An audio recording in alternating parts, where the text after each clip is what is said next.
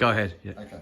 Right. So I've landed here in knee ride. Initially, I'm going to use a controlling knee ride with my knee nice and long and wide across his hips. It doesn't cause him any discomfort.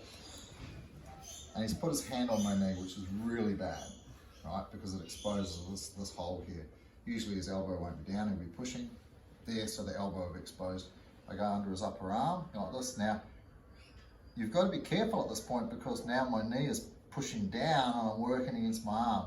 So I want to turn, excuse my dodgy knees at the moment, so I have to turn, pivot on my toes and get it up onto his side here like this. So I have to take the pressure off my knee to allow him to turn. So a lot of people have problems with this, with the person getting stuck here, because my knee is still working against my arms. So I want everything to come this way. When I turn and step, I want to step all the way to the belt. What I want to do with this arm, ignore that knee at the moment, is if I catch his hand, just turn around here a little bit.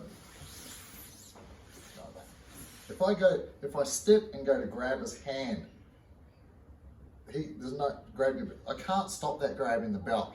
And then people persist and have a big tug of war, right? So when I want to deal with this arm, I go back of hand to back of hand. Yeah, and I'm going to grab my neck. So I step like this, and I go back of hand and grab my neck. Now that I'm here, grab your belt. He can't grab his belt. I sit and pull in, and I keep this here the whole time. Yeah, his arm's perfectly straight. So there's going to be no tug of war. I squeeze my knees, which will probably put it on. There, right? Okay? So, personally, I don't want to create any situation, during the hand, where there's tug of war like this. Yes, there's ways to undo the hands, but to me, I don't want to have a tug of war. I want to have a completely unfair advantage. I want to have a lopsided fight if I can.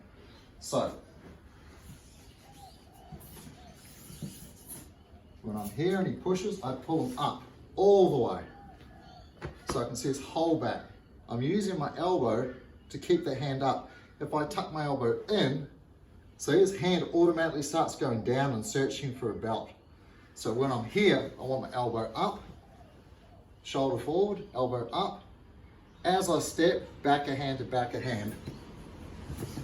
There, right, okay?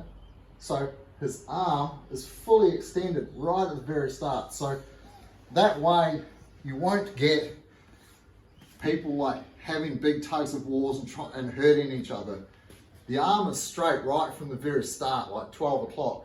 So he starts going, hey, or tapping early, before there's any like major pressure or before my hips have got involved. He already knows early on his arm's in trouble. One more time, like this. Everything up. Shoulder up, step back a hand. It's not there yet. See, but here, you go to grab your belt.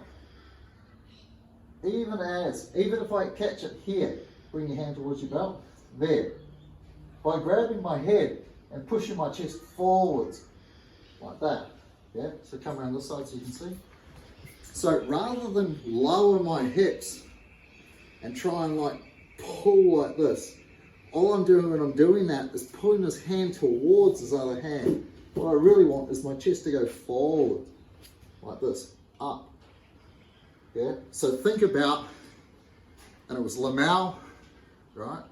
Lewis Herrera, shout out to you, Maui, who showed me this years ago, because most people, when they're trying to armbar someone, are making their body the same shape as the arm that he wants to escape with, instead of using your chest. So what I'm trying to do really is to straighten his arm by pushing forwards with my chest and my stomach. From here, I push forwards so it's straight already, instead of what most people do, which is hug it down, yeah, which bends it, and then we're having a tug of war.